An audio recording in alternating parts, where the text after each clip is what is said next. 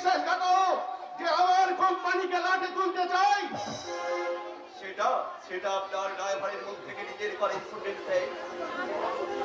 নিশ্চয় শুনবো। হ্যাঁ, কিন্তু আপনার এই ঋণ আমরা কি দিয়ে শোধ করবো বলুন তো? বলতে পারেন যে আপনার ঋণ আমরা কেমন করে কিভাবে শোধ করবো?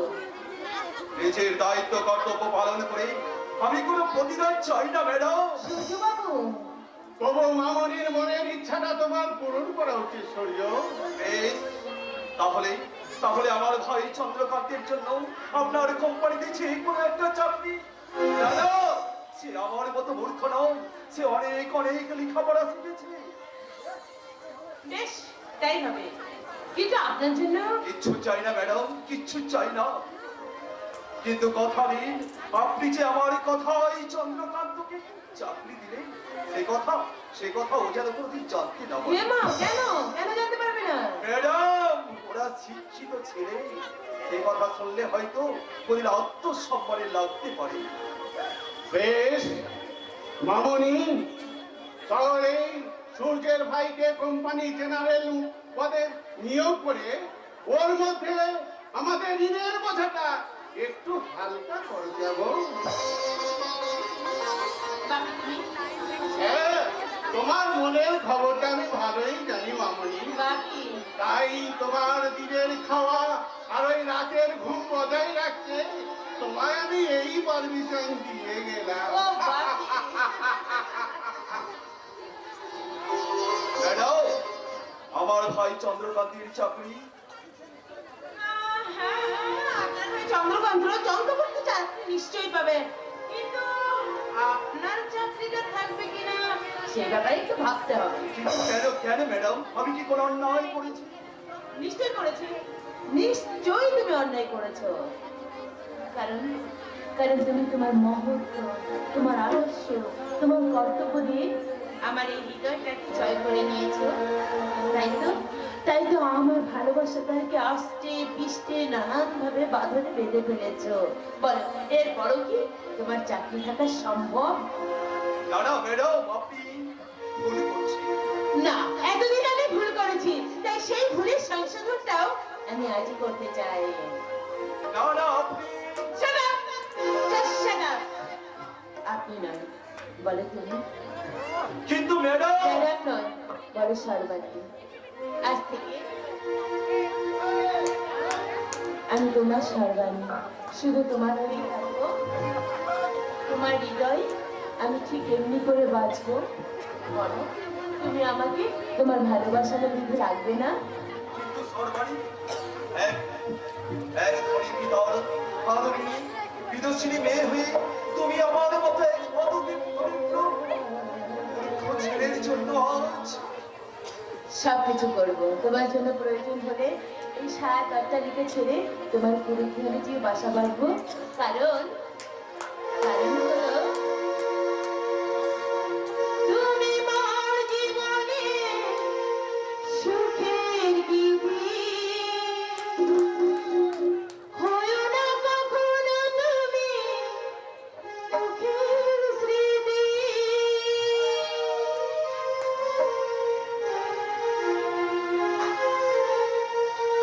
তুমি মোর জীবনে সুখের গিরি।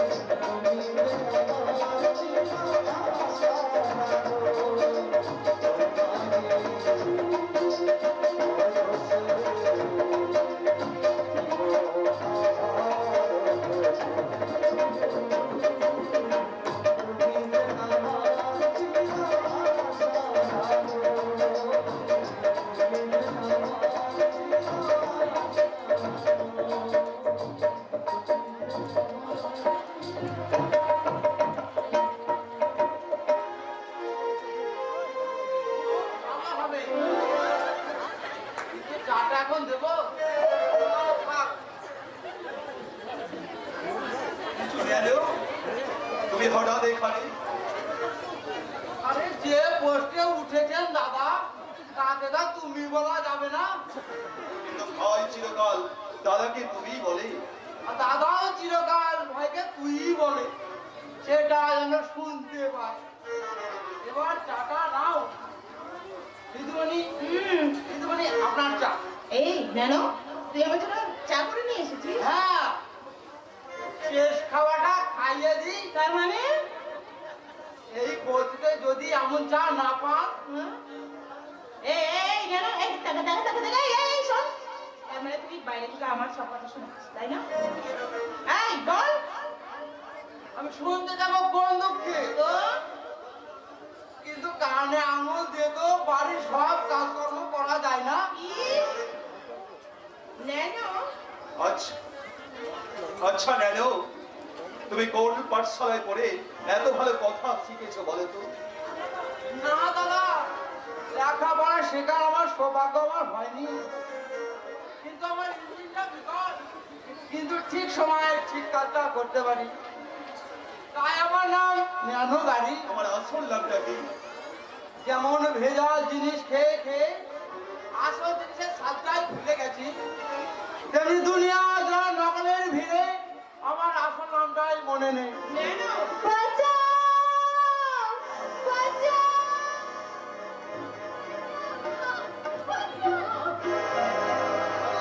আরে বলছি পালিয়ে তুমি বাঁচতে পারবে না। এই কি হচ্ছে না? বাঁচাও, আমাকে বাঁচাও। এই ছুকরি, বেশি মজা কি মারলে তোর গলার নলিটা কেটে হলেও আমি তোকে এখান থেকে নিয়ে যাব। এই, এই আমার সঙ্গে। না, আমি যাবো না, কিছুতেই যাবো না। তোমাকে কারো সঙ্গে যেতে হবে না, তুমি স্থির হয়ে দাঁড়াও। কি ব্যাপার ভাই, হঠাৎ ভদ্রলোকের বাড়িতে এসে বেশি কি চাই করবেন না বাড়ি, ওকে আমার হাতে ছেড়ে দিন। বাবা, কিন্তু কেন? ন্যানো, কি করেছো? আরে কেন বলবে তো। নিয়ে যেতে চাইছো? সেটা ওকে শুধু দিন। সারা ঠাই নেবে দু হাত পেতে, আর শোধ দিতে হলে যত বাহানা। সারা আজ তোকে বসের জোড়াই। তার মানে আমার মায়ের অসুখের জন্য 6 মাস আগে আমি ওনাদের কাছ থেকে 500 টাকা ধার নিয়েছিলাম। সেই 500 টাকা সুদে আসলে এখন 1000 টাকা হয়েছে।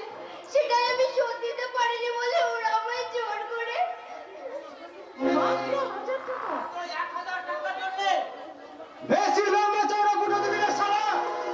জন্মেছিস চাকর হয়ে আর বুটো দিচ্ছিস কোটিপতির মতো। জানিস ওই 1000 টাকা আমি দিচ্ছি, তুমি ওকে ছেড়ে দাও। এই নাও তোমার 1000 টাকা, আর ভবিষ্যতে কোনোদিন ওকে বিরক্ত করবে না। আপনি থাকতে আমরা কি আর চান্স পাবো স্যার? রে ছুকরি, মালদার পানি পেয়েছিস, বেটাকে আষ্টে পিষ্টে ধরে চুষে নে, চুষে নে।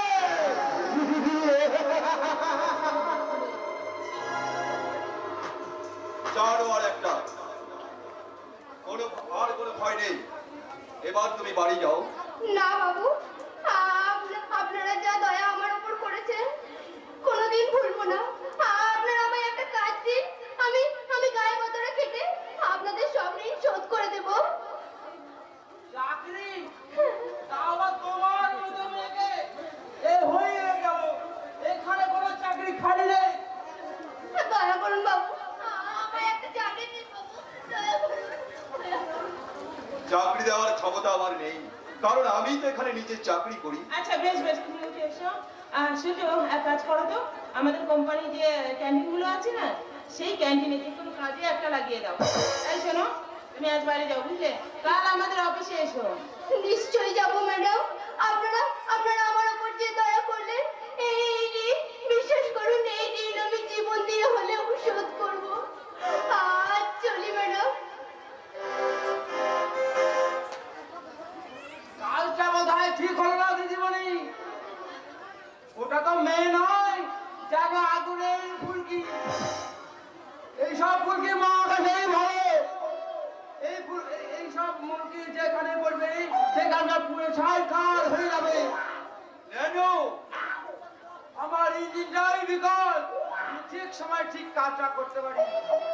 আর আমার নাম কেন গাড়ি।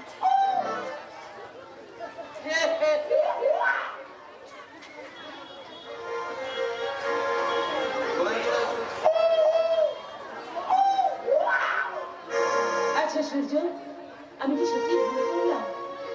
এই পৃথিবীতে দয়া, মায়া, মমতা, ভালোবাসা বলে কি কোনো জিনিস নেই? আজও আছে সর্বাণী, আর থাকবেও চিরকাল। স্নেহ, প্রেম, প্রীতি, ভালোবাসারই মানুষকে একদিন না একদিন শোধ করতেই হবে। তাহলে তুমি বলো, আমি আমার ভালোবাসা ঋণ কেমন করে শোধ করবো? আমি তো বড় ভালোবাসার কাঙাল। আমার তো ভালোবাসা ছাড়া আর কিছুই নেই। ভালোবাসা এমন এক সম্পদ যা অর্থ দিয়ে মূল্যায়ন করা যায় না। সেই অমূল্য ধনে ধনী তুমি, তাহলে তোমারও তো আক্ষেপ কেন? তাহলে আমি সেই ভালোবাসার মালা, সেই ভালোবাসার সম্পদকে মালা করে তোমার গলায় গলায় দিয়ে আমি বলবো বলবো গানে তোমায় বেঁধেছি, সুরে বেজে সেধেছি, ভালোবাসি এই কথাটি নয়তো আমার বাকি গো। তুমি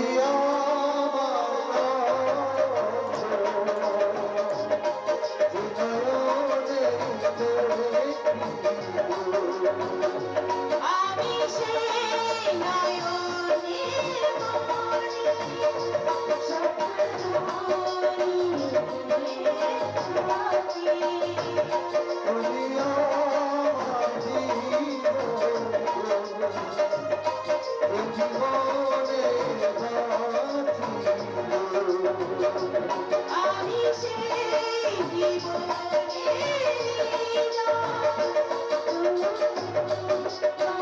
জীবনে